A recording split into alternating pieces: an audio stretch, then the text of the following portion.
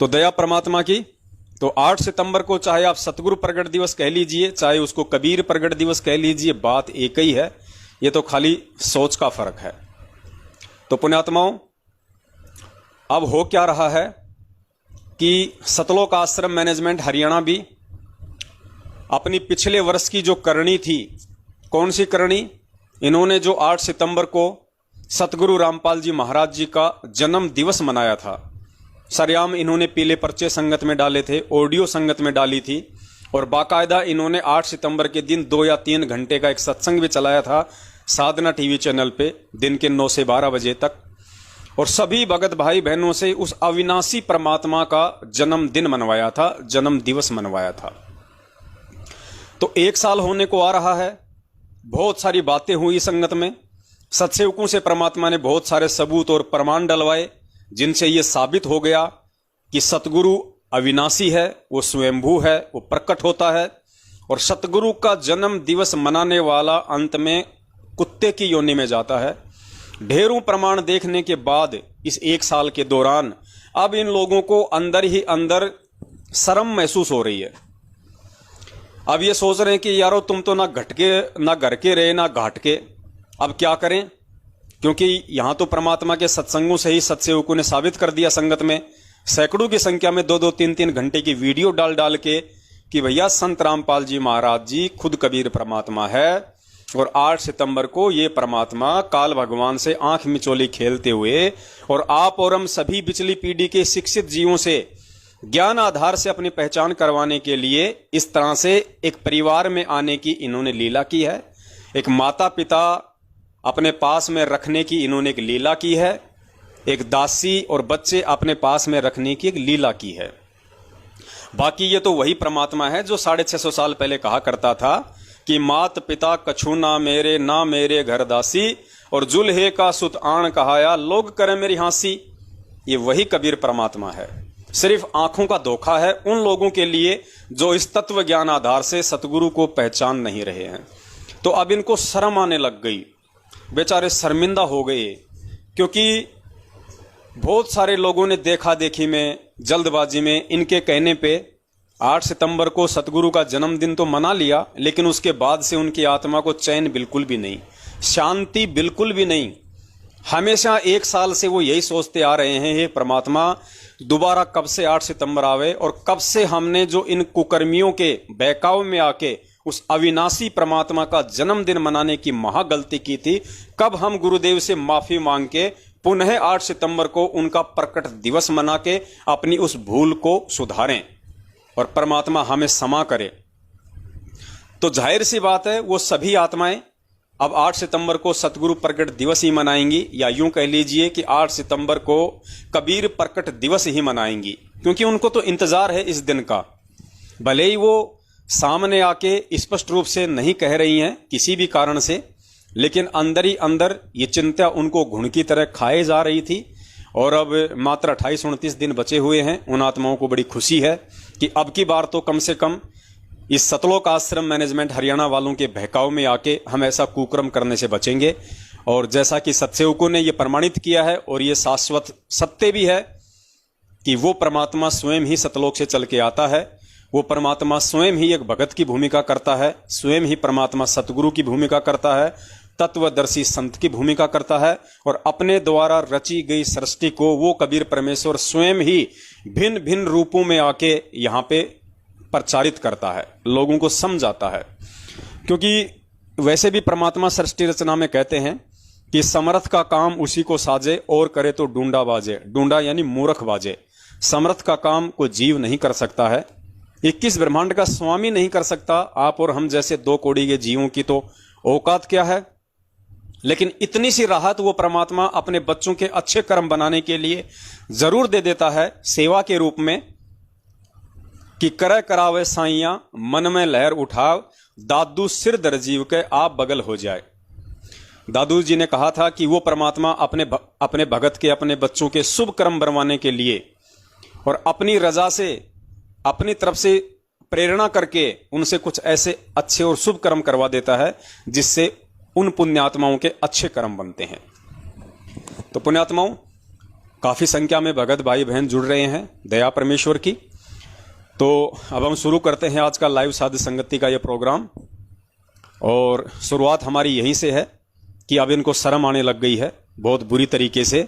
और अब की बार सतलोक आश्रम मैनेजमेंट हरियाणा की इस कमेटी ने अपने सभी स्टेट कोऑर्डिनेटर और अन्य जितने भी महापुरुष हैं, जो पहुंची हुई हस्तियां हैं, उन सभी ने मिलकर एक मीटिंग की है। और उस मीटिंग में इन्होंने ये निर्णय लिया है कि भैया ये जो जन्म दिवस वाला जो नाम है इसको हटाओ। अगर ये जन्म दिवस या जन्मदिन वाला नाम नहीं हटाया तो आने वाले समय में जो पीढ़ियां हैं वो धिक्कारेंगी हमें।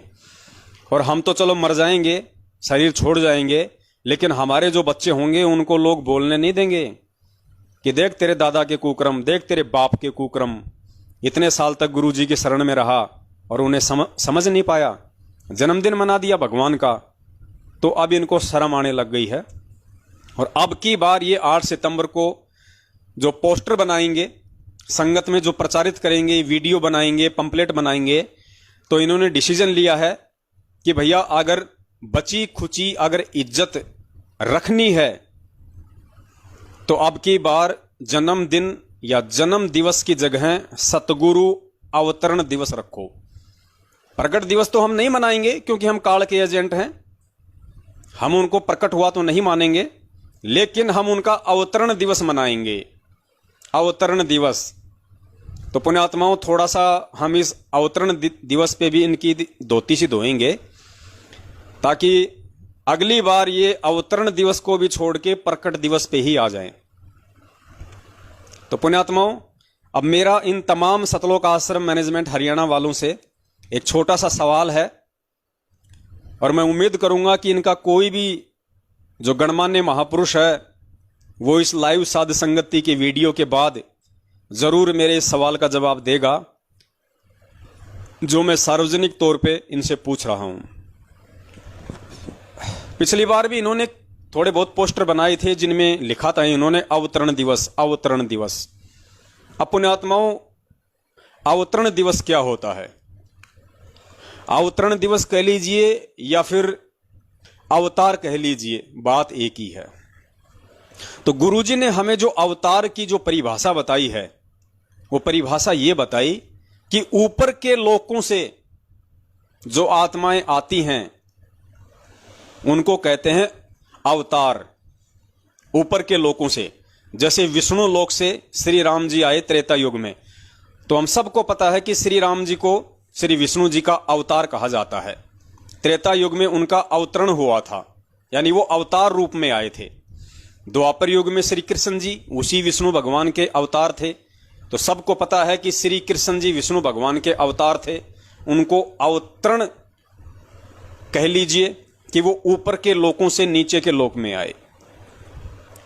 अब मेरा इनसे सवाल ये है कि गुरुदेव ने हमें जो अवतार या अवतरण की जो परिभाषा बताई है उसके अकॉर्डिंग यदि कबीर परमात्मा का कोई अवतार इस धरती पे आएगा, अगर तुम सतलोक आश्रम मैनेजमेंट हरियाणा वाले ये मानते हो, क्योंकि ये तो तुम्हारे पोस्टर साबित करते हैं कि तुमने लिखा है पिछली बार भी कि संत रामपाल जी महाराज जी का अवतरण दिवस 8 सितंबर 1951। तो जिस प्रकार से विष्णु भगवान का कोई भी जो अवतार आता है इस पृथ्वी पे, उसके द्वारा दिया हुआ ज्ञान प्रचार करने के लिए या जो भी उनकी लीला होती है पूर्व निर्धारित, वो कंप्लीट करने के लिए, तो विष्णु भगवान का जो भी अवतार इस पृथ्वी पे आता है वो विष्णु लोक से आता है। और शंकर भगवान का यदि कोई अवतार इस पृथ्वी पे आएगा तो वो शंकर जी के लोक से आएगा। जैसे गुरुजी ने बताया कि मोहम्मद जी थे, मुस्लिम धर्म के जो प्रवर्तक थे, मोहम्मद, हजरत मोहम्मद, वो शंकर भगवान के गण थे, वो शंकर जी के लोक से आए थे। तो मोहम्मद जी का जो अवतरण है वो कहां से हुआ था? शंकर जी के लोक से। ऐसे यदि कोई ब्रह्मा जी का अवतार होगा तो वो ब्रह्मलोक से आएगा। इसी प्रकार यदि कोई कबीर परमात्मा का अवतार होगा तो कबीर परमात्मा का अवतार जाहिर सी बात है सतलोक से आएगा, क्योंकि कबीर परमात्मा सतलोक में रहते हैं, वो उनका निज लोक है। तो कबीर परमात्मा का यदि धरती पे कोई अवतार आएगा और तुम संत रामपाल जी महाराज जी को परमात्मा तो नहीं मानते, लेकिन तुम बार बार इस बात का जिक्र करते हो कि संत रामपाल जी महाराज उस कबीर परमात्मा के अवतार हैं। संत रामपाल जी महाराज जी को उस कबीर परमात्मा ने भेजा है अपना संत बना के, अपना प्रतिनिधि बना के। तो जाहिर सी बात है, इस बात को दुनिया में कोई काट नहीं सकता और ना ही तुम लोग इस बात को काट सकते कि यदि संत रामपाल जी महाराज तुम लोगों के अनुसार कबीर परमेश्वर के अवतार हैं, तो जाहिर सी बात है कबीर परमेश्वर का अवतार सतलोक से आएगा, उस कबीर लोक से आएगा। अब मेरा सबसे बड़ा सवाल यह है पुण्यात्माओं, अगर संत रामपाल जी महाराज जी को तुम कबीर भगवान का अवतार भी मानते हो और यह सत्य है कि कबीर जी का अवतार वो कबीर लोक से आएगा, सतलोक से आएगा, तो सतलोक से कौन आत्मा आएगी? सतलोक से वही आत्मा आएगी जो आत्मा इस मृत्यु लोक के जन्म और मरण के इस दीर्घ रोग से मुक्त होके सतलोक में जा चुकी है। जिस आत्मा का इस पृथ्वी लोक से और इस पृथ्वी लोक के प्राणियों से किसी प्रकार का कोई कनेक्शन नहीं, जिसका इस पृथ्वी लोक पे किसी प्रकार का कोई ऋण शेष नहीं, क्योंकि सतलोक तो वही आत्मा जा सकती है जब तक वो आत्मा 21 ब्रह्मांड तक का और 7 संख ब्रह्मांड का जो स्वामी है अक्षर पुरुष, जब तक उन सभी का वो ऋण चुकता नहीं कर देगी तब तक वो आत्मा सतलोक में जा नहीं सकती। तो अगर संत रामपाल जी महाराज यदि कबीर जी के अवतार हैं तो जाहिर सी बात है वो सतलोक से पृथ्वीलोक पे आए 8 सितंबर 1951 को, और सतलोक से आए हैं तो इस पृथ्वीलोक से उनका कोई ऋण नहीं, उनका कोई लेन देन नहीं, वो तो खाली कबीर परमात्मा के दास बन के आए, वो तो खाली कबीर परमात्मा के प्रतिनिधि बन के आए हैं, उनका नाम लेके आए हैं, उनकी शब्द शक्ति लेके आए हैं, वो तो उनके आदेश से उनका काम पूरा करने के लिए आए। तो संत रामपाल जी महाराज जी का तो पृथ्वीलोक पे किसी प्रकार का कोई ऋण है ही नहीं। तो मेरा सवाल तुम लोगों से यह है कि यदि संत रामपाल जी महाराज जी को तुम कबीर जी का अवतार मानते हो और कबीर जी का अवतार सतलोक से आएगा और सतलोक से जो प्राणी यहां आएगा उस परमात्मा का संदेशा लेके, तो इस लोक से उसका किसी प्रकार का कोई ऋण नहीं है, तो फिर वो संत रामपाल जी महाराज गांव धनाना, जिला सोनीपत, हरियाणा में भगतमती इंद्रो माई के गर्भ से जन्म क्यों लेगा? उनके पेट में 9 महीने वो कष्ट क्यों उठाएगा? उनके पेट में 9 महीने ऊपर को पैर नीचे को सिर वो नरक क्यों भोगेगा?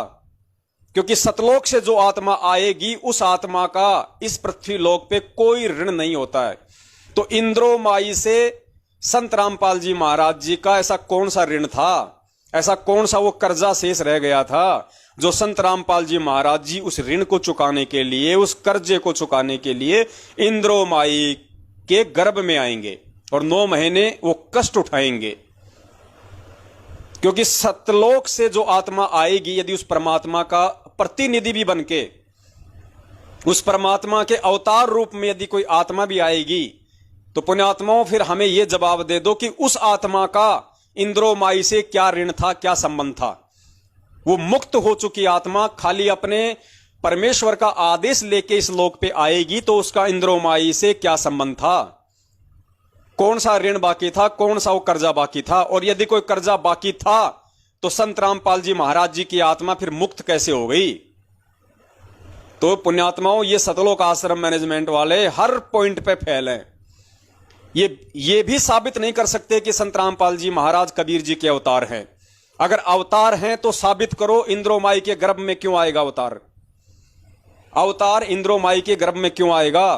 अरे जो केशव बंजारा था वो कबीर जी का अवतार था, वो कबीर जी ही थे जो स्वयं एक लीला करते हुए दूसरे रूप में सतलोक से नीचे उतरे थे।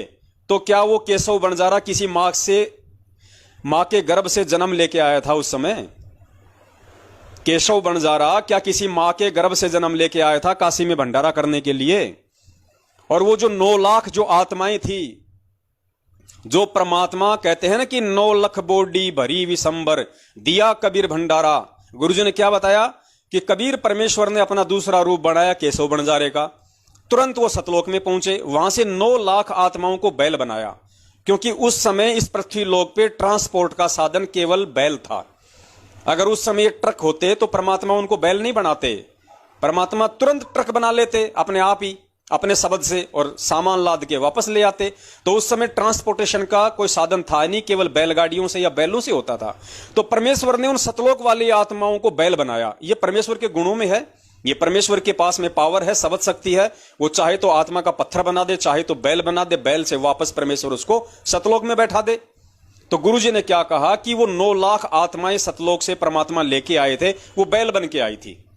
और उसके बाद में जो सेवादार थे, जितने भी सेवादार थे, वो सारे के सारे सेवादार भी परमात्मा सतलोक से लेके आए थे। और उनकी पहचान बताई परमात्मा ने कि वो जितने भी सेवादार थे, उन सब के जो पैर थे वो जमीन से 1 फुट ऊपर थे। किसी भी प्राणी का जो सेवादार बन के आए थे, जो सतलोक से, एक का भी पैर जमीन को नहीं छू रहा था। उसका रीजन बताया गुरुजी ने कि ये ऐसा गंदा लोक है कि पृथ्वी ऊपर पग जो धारे वो करोड़ जीव एक दिन में मारा है। एक दिन में 1 करोड़ जीव मरते हैं हमारे से, जब हम रोजी रोटी के लिए अपने घर से बाहर निकलते हैं। तो वो सेवादार तो 3 दिन रहे थे काशी में, तो 3 दिन में तो 3 करोड़ जीव मर जाते। और 3 करोड़ जीवों का भार और ऋण उतारने के लिए उनको असंख्य जन्म फिर यहीं पे भोगने पड़ते। तो परमेश्वर ने तो उन आत्माओं के पृथ्वी पे पैर भी नहीं टिकने दिए। वो थे कबीर जी के अवतार, वो थे सतलोक से आई हुई आत्मा उस परमेश्वर की। तो पुण्यात्माओं, जब वो 9 लाख बैल वो किसी गाय के गर्भ से जन्म लेके नहीं आए, वो जितने भी हजारों की संख्या में सेवादार लेके आए थे परमात्मा 650 साल पहले सतलोक से, कोई भी सेवादार किसी मां के गर्भ से जन्म लेके नहीं आया। उनके तो जमीन पे पैर तक नहीं टिक रहे थे, क्योंकि वो आत्मा थी, वो जीव थे। अगर उनके पैर जमीन पे टिक जाते तो उन पे यहां का जो कर्म विधान है वो लागू हो जाता। इसलिए परमात्मा ने उनके पैर नहीं टिकने दिए। लेकिन केशव बंजारे के रूप में परमात्मा ने जमीन पे पैर टेके हुए थे। खुद वो कबीर परमात्मा 120 साल तक रहा, उसने जमीन पे पैर टेके हुए थे, क्योंकि ये इस पृथ्वी लोक के जो ये विधान है, जो ये कर्म है, ये उस परमेश्वर पे लागू नहीं है, बाकी हर जीव पे लागू है, हर आत्मा पे लागू है। तो सतलोक से तो वो आत्मा आई थी उस परमात्मा की। तुम कहते हो कि संत रामपाल जी महाराज जी कबीर जी के अवतार हैं। अरे कबीर जी के अवतार भी, यानी वो आत्माएं भी काशी में आई थी 650 साल पहले, जिनके परमात्मा ने पृथ्वी पे पैर नहीं टिकने दिए। क्यों नहीं टिकने दिए? क्योंकि उन पे वो कर्म लागू हो जाता, क्योंकि वो जीव थे, वो आत्माएं थी। लेकिन परमेश्वर ने केशव बंजारे के रूप में जमीन पे पैर टेके, और खुद वो कबीर परमात्मा तो टिकाया था।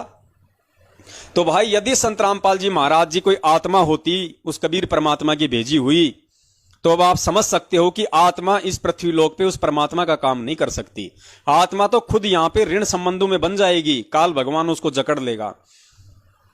तो इसलिए यदि तुम अपने इज्जत बचाव के लिए, अगर तुम अब की बार 8 सितंबर को ये अवतरण दिवस का भी बहाना गढ़ोगे कि संत रामपाल जी महाराज तो कबीर जी के अवतार हैं, उनका अवतरण दिवस मनाएंगे, तो यहां भी तुम फेल हो जाओगे। भाई, तुम्हारे पास जवाब नहीं है, तुम्हारे पास देने के लिए जवाब नहीं है। तुमसे बच्चा बच्चा सवाल करेगा कि रे नालायको, तुमने इतने दिनों से क्या आध्यात्मिक ज्ञान समझा? अगर कबीर जी के अवतार संत रामपाल जी महाराज है, तो अवतार तो सतलोक से आएगा कबीर जी का। कबीर जी का अवतार कोई विष्णु लोक से तो आएगा नहीं, कबीर जी का अवतार है तो सतलोक से आएगा। अब सतलोक से आएगा तो इंद्रोमाई के गर्भ से क्यों आएगा? मुझे ये बता दो, इंद्रोमाई से उसका कौन सा ऋण शेष रह गया था? और शेष रह गया था तो वो आत्मा सतलोक कैसे गई और सतलोक पहुंच गई और परमेश्वर के आदेश से आई है, तो उसका इंद्रोमाई से क्या ऋण है? तुम गोल गोल घूमते रहोगे, तुम्हारे को 7 जन्मों में इस सवाल का जवाब नहीं मिलेगा।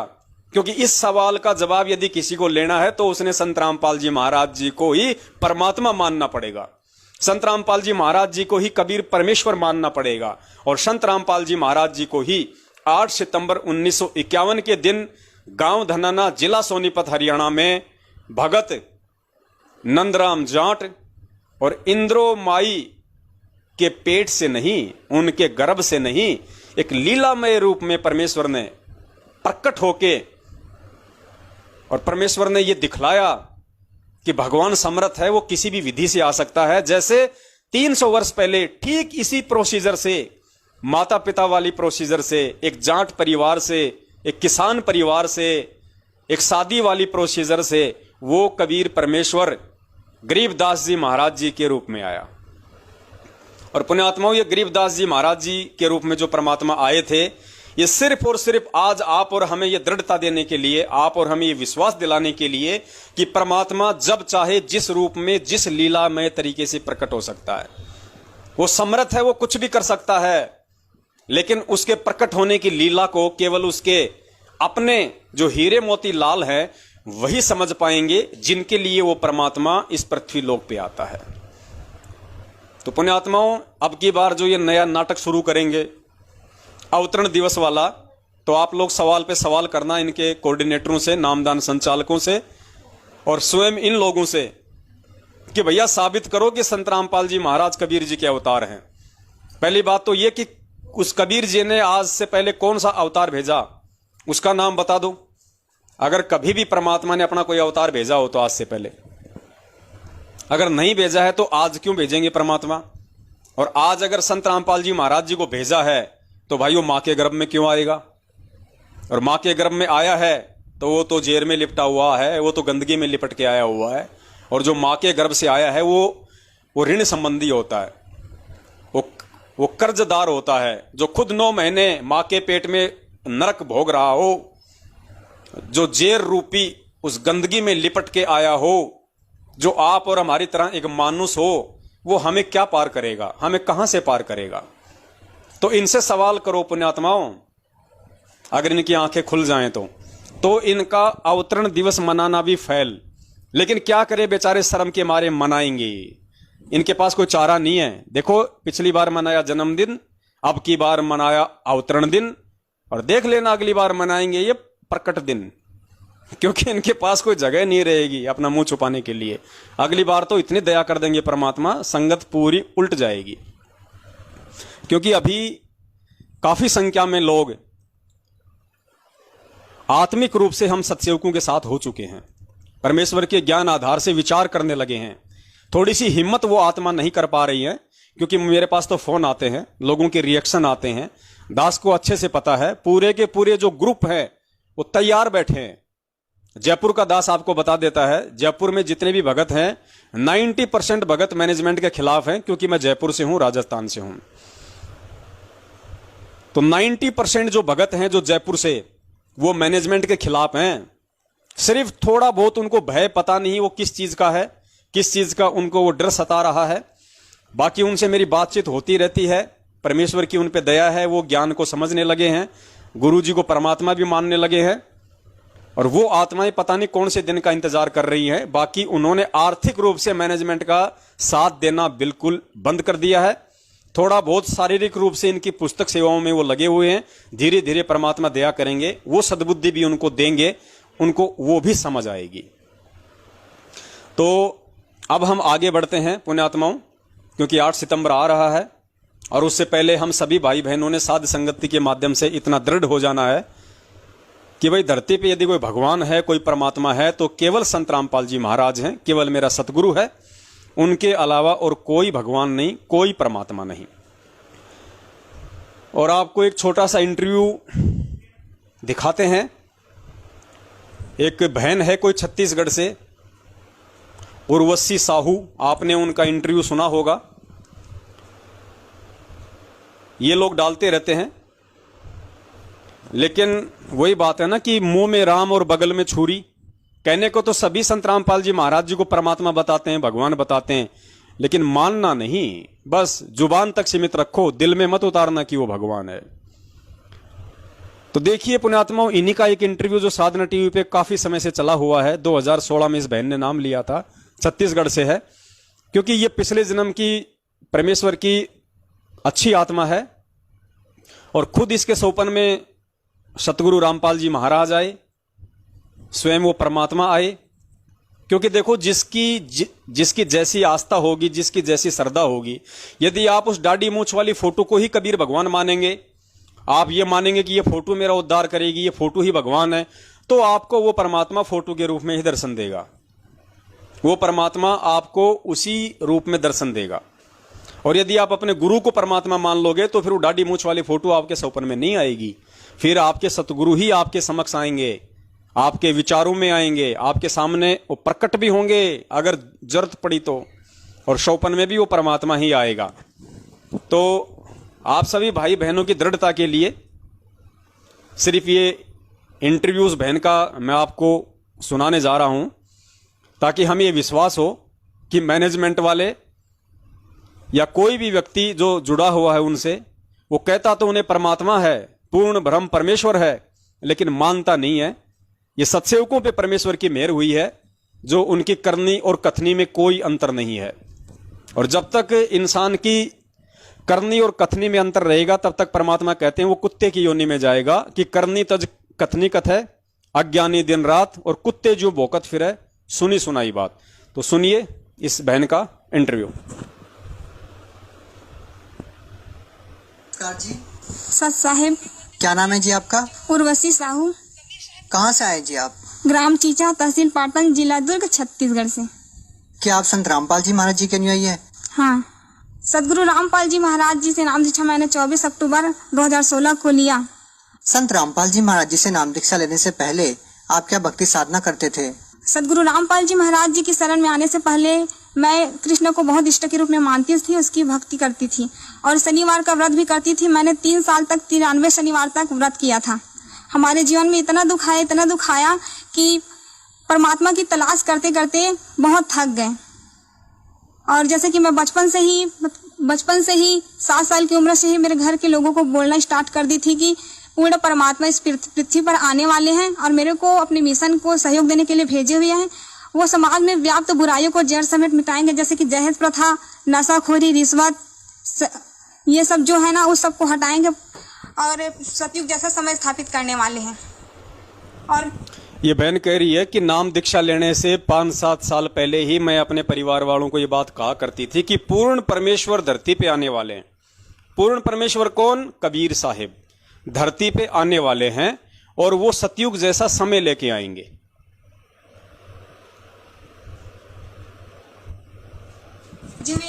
वो समाज में व्याप्त बुराइयों को जड़ समेत मिटाएंगे, जैसे कि दहेज प्रथा, नशाखोरी, रिश्वत, ये सब जो है ना उस सब को हटाएंगे और सतयुग जैसा समय स्थापित करने वाले हैं। और मेरे को 2016 में भी मिलने वाला है, ये भी बताया था। क्या आपको समय की जानकारी थी? आपको जो महापुरुष जिसके बारे में आप बचपन से अपने परिवार वालों को बताते रहे हैं वो आपको कब मिलेंगे? क्या आपको कोई जानकारी थी? बस समय पता था और पूर्ण परमात्मा है ऐसा करके पता था, लेकिन हमारे हिंदू धर्म में व्याप्त जो गुरु है ना वो लोग कृष्ण को ही पूर्ण परमात्मा समझते थे। तो मैं कृष्ण को ही पूर्ण परमात्मा समझकर उसकी भक्ति करने लगी। कृष्ण को हमेशा अपने साथ रखती थी। स्कूल जाती थी तो उसके अपने बस्ते में छिपा कर ले जाती थी और देखती थी। स्कूल के जो हमारे सर मैडम है उन लोगों से भी ज्ञान चर्चा करती थी कि पूर्ण परमात्मा ऐसा होता है, वो आने वाले हैं ऐसा करके। तो सभी से करने लगती थी। हमारे स्कूल के जो मेरे सहेली लोग थे वो लोग बोलते थे कि आप संत के जैसे बोला करते हो, बिल्कुल संत के भाषा में बोलते हो, ऐसा करके मेरे को बोलते थे। और मैं बोलती थी कि जो कबीर साहब की जो दोहे हैं ना वो मेरे को बहुत पसंद आते थे। और ज्ञान चर्चा भी कबीर के दोहे में क्या करते थे हम लोग स्कूल में। गायत्री मंत्र है वो भी जाप करती थी, रामायण का पाठ करती थी, गीता का। बचपन से ही बहुत पूजा पाठ करती थी सभी देव देवताओं की। आप संत रामपाल जी महाराज जी की शरण में कैसे आई? वो क्या है, संत रामपाल जी महाराज जी की शरण में सबसे पहले जब मेरा कॉलेज में एडमिशन नहीं हो रहा था तो मैं बहुत दुखी थी। उसके बाद कॉलेज से आई और वो साल मेरे से कम परसेंट वाले को दिए थे फॉर्म, लेकिन मेरे को नहीं दे रहे थे। तभी मैंने सोचा कि ये पूर्ण परमात्मा हो ही नहीं सकते कृष्ण। अगर पूर्ण परमात्मा होते तो मेरे साथ ये नहीं होता। बहुत हमारे जीवन में बहुत दुख आया, बहुत रोए हम लोग बहुत। जैसे कि मैं कोई अगर मार्ग में चलती थी तो दूसरे जो चले हैं तो उसी मार्ग में कुछ नहीं रहता था, और अगर मैं चली जाती थी उसी मार्ग में तो बहुत काटा सा जाता था। तो मैं जस्ट आई कॉलेज से, उसके बाद दोपहर को सो गई, थोड़ा सा नींद आया। उसके बाद सदगुरु रामपाल जी महाराज जी मेरे सपने में आए। अब आगे थोड़ा ध्यान से सुनना पुण्यात्माओं, क्योंकि ये पिछले जन्मों की अच्छी आत्मा है परमात्मा की, और परमेश्वर तो अपनी आत्मा के सदा साथ ही रहते हैं। जैसे नाम दीक्षा लिए बिना वो परमात्मा मीराबाई जी के साथ थे, धन्ना जी के साथ में थे, परमात्मा द्रौपदी के साथ में थे, प्रहलाद भगत के साथ में थे। तो आज तो परमात्मा की धरती पे अनगणित विशेष आत्माएं आई हुई हैं। तो आज तो परमेश्वर लाखों चमत्कार करेगा अपनी आत्माओं को दृढ़ता प्रदान करने के लिए, उनको भक्ति मार्ग पे लगाए रखने के लिए। तो अब ये बहन जिक्र कर रही है जिसने 2016 में नाम दीक्षा ली थी। अब ये आगे जिक्र कर रही है कि सतगुरु रामपाल जी महाराज मेरे सौपन में आए और वो साधारण वेशभूषा में थे, और संत तो वो सब पाखंड के। उसके बाद सदगुरु रामपाल जी महाराज जी मेरे सपने में आए और वो साधारण वेशभूषा में थे और संत तो वो सब पाखंड के जैसे कि जटा, लंबे नाखून और बाल बढ़ाए, दाढ़ी लंबी, वो सब थे। लेकिन संत रामपाल जी महाराज जी के ऐसे नहीं थे। तो मैं बोली मेरे मम्मी को बोली कि मम्मी एक आए थे एक संत, लेकिन वो बोल रहे थे मेरे को कि आपका एडमिशन हो जाएगा बेटा, आप चिंता मत करना। लेकिन मैं जानती भी नहीं थी वो संत है, लेकिन आत्मा जो है परमात्मा को पहचान लेती थी। लेकिन मेरी आत्मा ने पहचान लिया कि वो संत ही हैं। उसके बाद मेरी मौसी थी एक, तो वो बोली कि मेरे गुरु जी हैं संत रामपाल जी महाराज जी, आप भी उससे नाम दीक्षा ले लो। तो मैं बोली कि वो आपके गुरु नहीं है, वो तो मेरे भी गुरु हैं, वो तो उससे भी मैं भी नाम दीक्षा लूंगी ऐसे करके। और जीवन से बहुत हार चुकी थी। तो संत रामपाल, तब तक तो आपको नाम पता ही नहीं था जब आपकी मौसी जी ने आपको बताया कि मेरे गुरुजी संत रामपाल जी महाराज हैं। लेकिन तब तक तो आप जानते ही नहीं थे कि ये संत रामपाल जी महाराज जी हैं। तो आपने अपनी मौसी जी से ये कैसे कहा कि ये मेरे भी गुरु हैं? वो क्या है ना कि आत्मा परमात्मा को पहचान सकते हैं, इसी प्रकार मेरी आत्मा ने भी गवाही दिया। तभी मैंने कहा कि ये भी मेरे गुरुदेव हैं। उसके बाद मैंने संत रामपाल जी महाराज जी से नाम दीक्षा लिया। देखिए, जो भी श्रद्धालु संत रामपाल जी महाराज जी से नाम दीक्षा लेता है तो उसको आध्यात्मिक लाभ होते हैं, भौतिक लाभ होते हैं, शारीरिक लाभ होते हैं। आपसे जानना चाहेंगे कि संत रामपाल जी महाराज जी से नाम दीक्षा लेने के बाद आपके जीवन में क्या बदलाव आया, आपको क्या लाभ हुआ? सबसे पहले मेरे को लाभ तो आध्यात्मिक हुआ। मैंने एक दिन परमात्मा से कहा था कि गुरुजी मेरे को इस लोक में रहना नहीं है, मेरे को सतलोक जाना है, मुझे नहीं रहना परमात्मा। तो गुरुजी एक दिन आए सदगुरु रामपाल जी महाराज जी और बोले कि बेटा आपको मैं आज रात को सतलोक ले जाऊंगा ऐसे करके। उसके बाद संत रामपाल जी महाराज जी आए, मेरे हाथ पकड़ कर बोले कि चलो जाएंगे सतलोक ऐसे करके, अपनी मम्मी को बता देना बेटा ऐसे करके बोले। तो मम्मी को जस्ट मैं बताई कि मम्मी मैं सतलोक जाने वाली हूँ, आप डरना मत, मेरे को कुछ नहीं होगा, सदगुरु रामपाल जी महाराज जी मेरे साथ है ऐसे करके। क्या उस टाइम पे आपके माता पिता ने या आपके घर वालों ने संत रामपाल जी महाराज जी से नाम दीक्षा ले रखी थी? जी हाँ, संत रामपाल जी महाराज जी से मेरे परिवार वालों ने, मेरी मम्मी ने भी नामदान लिया था। उसके बाद क्या होता है? उसके बाद गुरुजी आए और मेरे हाथ पकड़ कर ले गए। उसके बाद हम लोग पहुंचे काली रंजन का लोग जहाँ पर आए, वहां पर मैंने कहा कि गुरुजी मेरे को काल से बहुत डर लगता है, मैं नहीं देखूंगी उसको ऐसे करके आंख बंद कर ली। और सदगुरु रामपाल जी महाराज जी ने कहा कि बेटा आप चिंता मत करो, मैं आपके साथ हूँ। उसके बाद हम लोग त्रिकुटी पे आए, त्रिकुटी पे परीक्षा हुआ वहां पर, तो सदगुरु रामपाल जी महाराज जी वहां छुप गए। उसके बाद जो बहुत सारे देवी देवता है ना, अपने अपने लोगों का प्रलोभन लेकर मेरे पास आए। बहुत बाजार जैसा था, वहां पर बहुत सारे प्रलोभन दे रहे थे मेरे को कि आपको ये पद दूंगा ऐसा करके। लेकिन मैंने कहा कि नहीं, मेरे को कुछ भी नहीं चाहिए। मैं बहुत रोई, नहीं मेरे को नहीं चाहिए, मेरे को तो पूर्ण परमात्मा चाहिए, मेरे सदगुरु रामपाल जी महाराज जी चाहिए।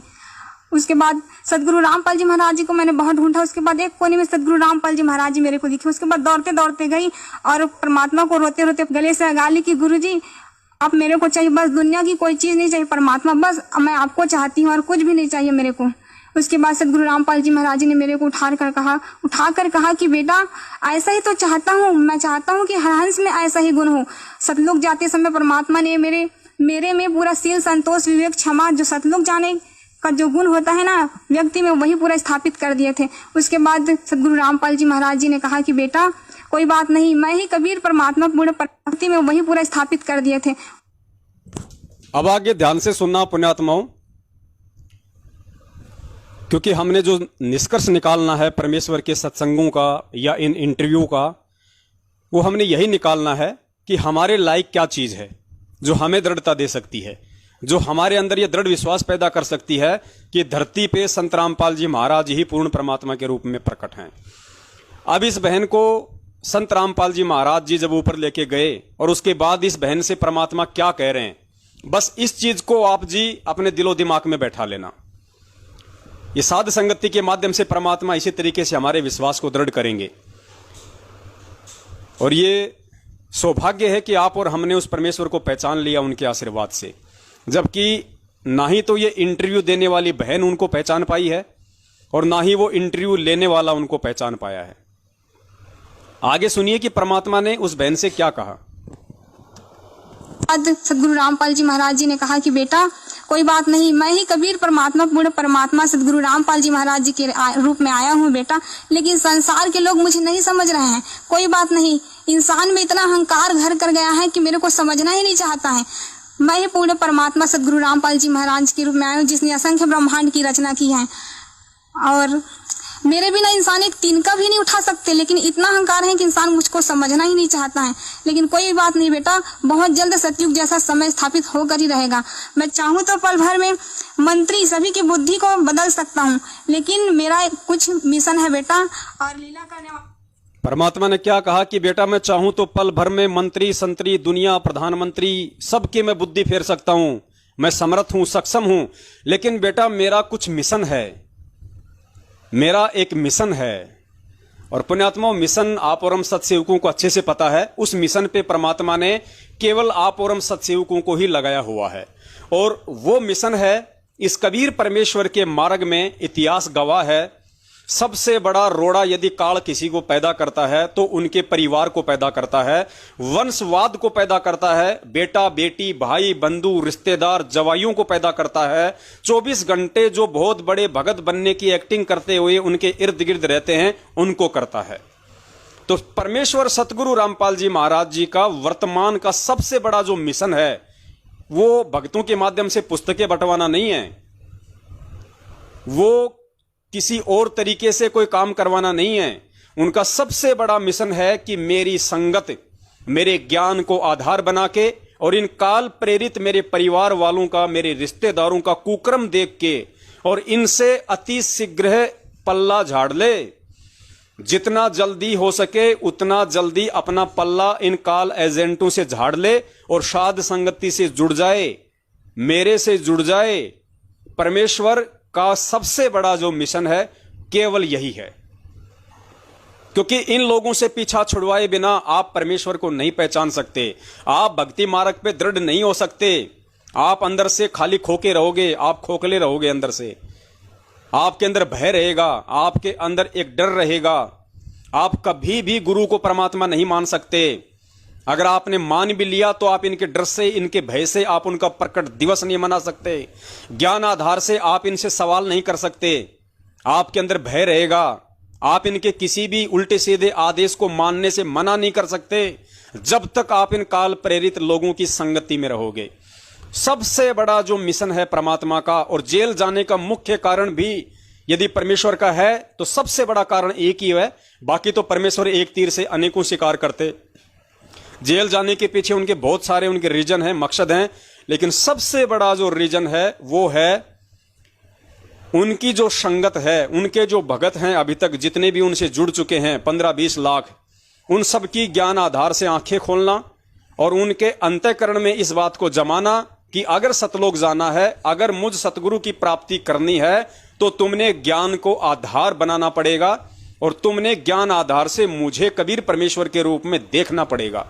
और हमने उनको ज्ञान आधार से परमात्मा माना या नहीं माना, हमने उनको सतगुरु रूप में आए हुए परमात्मा के रूप में माना या नहीं माना, स्वीकार किया या नहीं किया, उसका सबसे बड़ा जो प्रमाण होगा वो होगा सतगुरु का प्रकट दिवस मनाना। यानी जो आत्मा इस ज्ञान को आधार बना के बिना किसी डर और दबाव से, हर तरीके से, हर बंधनों से स्वतंत्र होके जब 8 सितंबर को अपने पूज्य गुरुदेव का प्रकट दिवस मनाएगी तो ये स्वतः साबित हो जाएगा, ये सिद्ध हो जाएगा कि उस आत्मा ने संत रामपाल जी महाराज जी को पूर्ण ब्रह्म परमेश्वर मान लिया है। देखो, ये 8 सितंबर को प्रकट दिवस मनाने से, खाली प्रकट दिवस ही मनाने से हम कोई पार नहीं हो जाएंगे।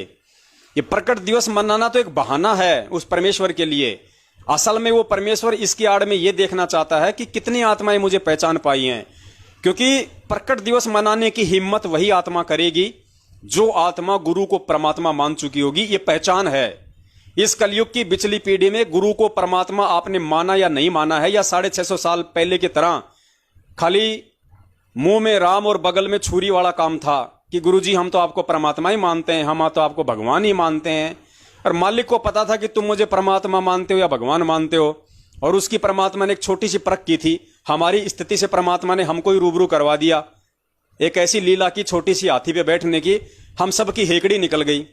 उनको कितनों ने परमात्मा माना, आज हमें मालूम पड़ गया 64 के 64 लाख फेल हो गए। तो वही स्थिति आज है, वही स्थिति आज है।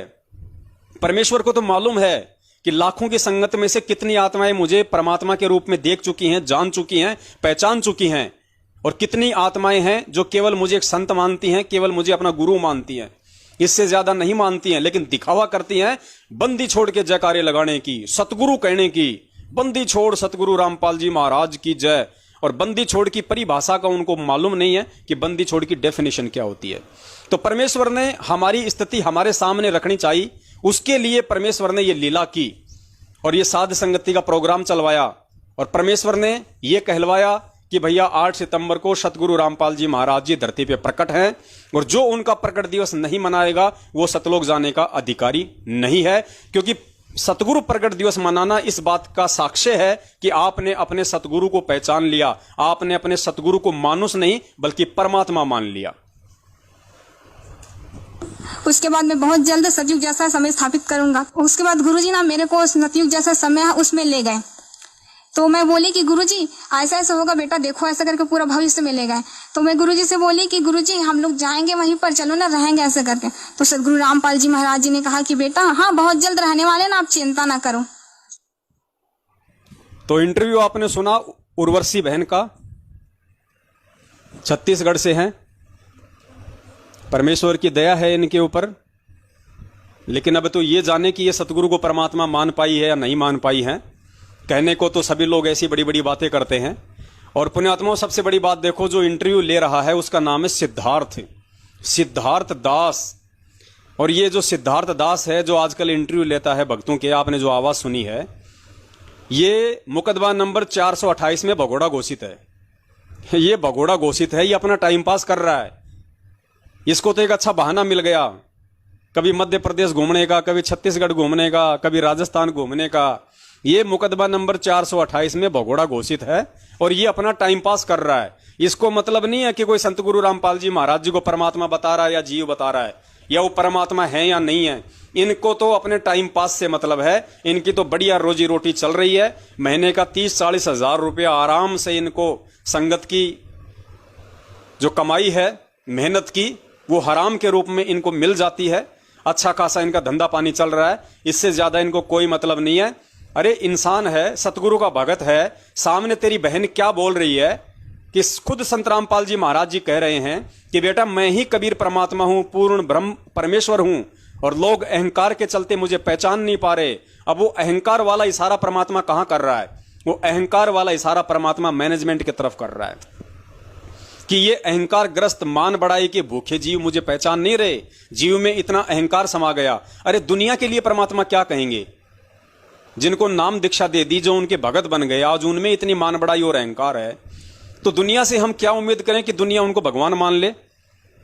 तो ये बहन सामने बोल रही है, उसके गुरुजी कह रहे हैं कि मैं ही कबीर परमात्मा हूं, पूर्ण ब्रह्म परमेश्वर हूं, लोग मुझे पहचान नहीं रहे। धरती पे संत रामपाल जी महाराज जी के रूप में मैं ही आया हुआ हूं। ये आराम से अपना पकड़ के और 10 इंच का पाए पर उसके मुंह की तरफ लगा के, हाँ जी क्या लाभ हुए, क्या लाभ नहीं हुए, फलाना दिखना तिखना। बस इनको टाइम पास से मतलब है। इनको कोई मतलब नहीं है कि वो क्या बोल रही है, मैं क्या पूछ रहा हूं और दुनिया क्या सुन रही है। इनको कोई मतलब नहीं है इन सब बातों से। तो ये सिद्धार्थ दास है, ये भगोड़ा घोषित है मुकदमा नंबर 428 में। ध्यान रखना, ये अपना टाइम पास कर रहा है छुप छुप के।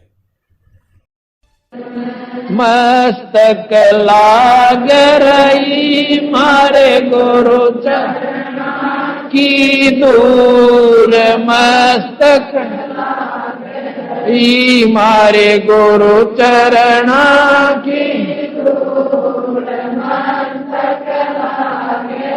जब ये धूल चढ़ी मस्तक पे, जब ये धूल धूलिया हो गई दूर, मारे गुरु चरण की दूर, ईड़ा पी